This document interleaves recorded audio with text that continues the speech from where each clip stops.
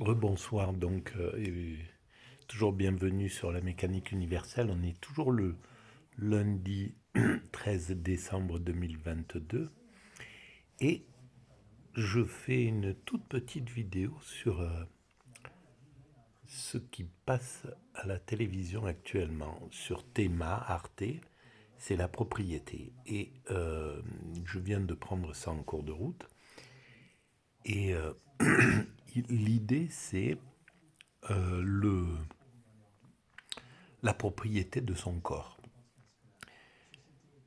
Alors, ce qui est intéressant, c'est que pour le religieux, le corps appartient à Dieu. Donc on ne peut pas en faire ce qu'on veut. On peut pas. Il appartient à personne. Il appartient au divin en définitive.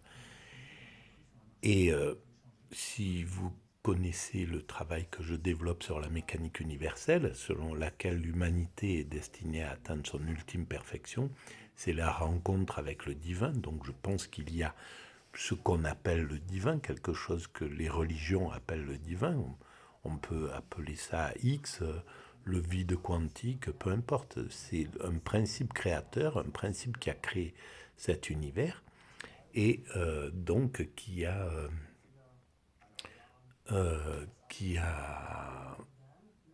qui est à l'origine de l'univers, de l'humanité, de l'homme, voilà, et qui compose l'homme.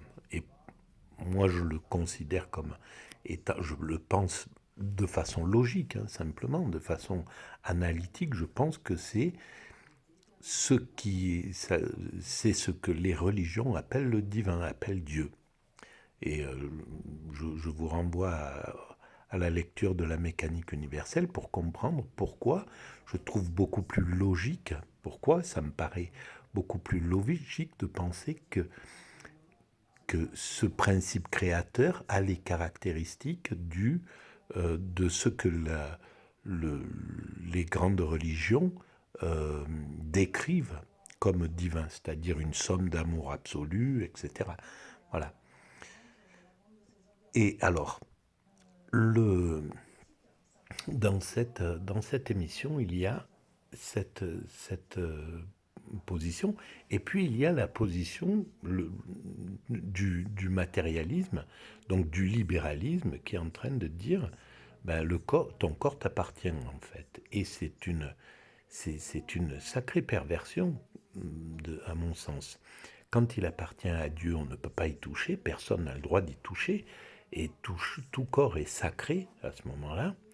Et quand le corps s'appartient, on peut en faire ce qu'on veut. On peut le vendre, on peut le donner, vendre des organes, on peut... voilà, et c'est sur ça que se base le système actuel, la GPA, etc. Toutes ces choses-là. Et je ne connaissais pas, je ne comprenais pas le, le problème que ça soulevait. Je ne m'y étais pas vraiment intéressé, à vrai dire.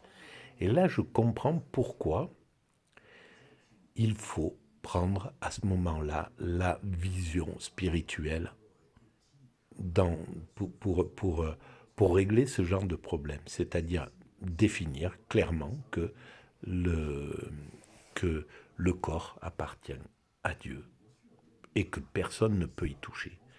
À partir de là, c'est une base fondamentale, à mon sens. Et ça me ramène à ce que la lecture et le travail sur le livre euh, de sur l'espoir maintenant, les entretiens entre Jean-Paul Sartre et Béni Lévy m'ont amené comme suggestion. Ça m'a fait penser en fait que il était peut-être temps d'imaginer une nouvelle idéologie, une idéologie qui ne soit pas le communisme, puisque voilà, par exemple, Sartre a pensé que c'était une voie universelle, que c'était la voie universelle, sauf que, bon, on a vu, c'est un échec. D'autres vont penser que c'est le libéralisme, et le libéralisme devra céder la place et s'avérera lui aussi un échec. Par contre, certaines valeurs du communisme, certaines valeurs du libéralisme sont importantes. Et donc, cette nouvelle idéologie qu'il serait bon de réfléchir, et j'ai commencé à le faire dans quelques vidéos précédentes, je vous renvoie à ces vidéos-là, il serait bon de réfléchir à une voie qui serait une idéologie universelle, universaliste, une idéologie symbiotique qui prendrait le meilleur de tous les systèmes. Et donc, évidemment, à ce moment-là, du religieux, il serait bon de prendre sa vision, par exemple, du corps humain. C'est-à-dire que le corps appartient à personne, appartient au divin. Voilà. À partir de là, après, il faut trouver, c'est la base, ça serait la base fondamentale. Quand je disais créer cette idéologie, cette nouvelle idéologie qui s'appellerait par exemple le symbiotisme. Voilà, après le communisme, le libéralisme, le symbiotisme. Quelque chose qui fédérerait qui prendrait le meilleur, donc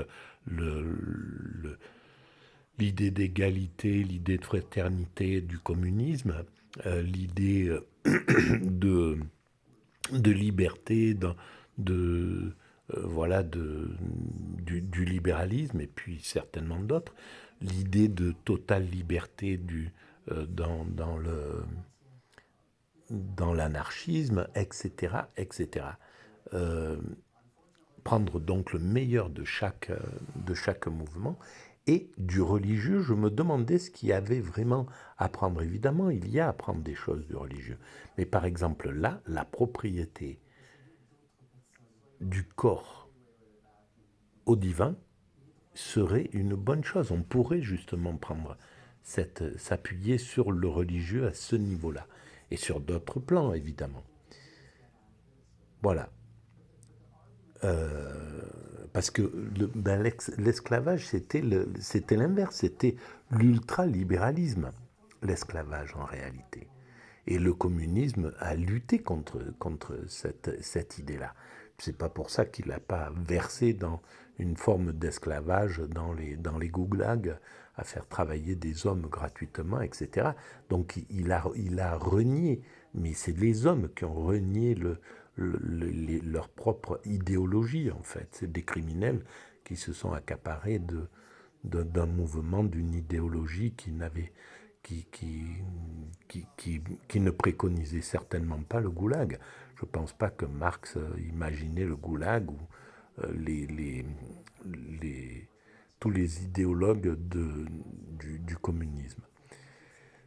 Donc, et pareil pour le libéralisme. Je ne pense pas que les chantres du libéralisme ont pu imaginer une fois que on pourrait, qu'il était normal d'acheter des êtres humains, les mettre en esclavage et qu'ils appartiennent à certaines personnes. Donc il faut, voilà, le religieux a des valeurs qu'il faut prendre aussi pour ce symbiotisme. Voilà ce que je voulais dire. Je vais continuer à regarder cette émission. Merci. Et si vous avez des idées pour cette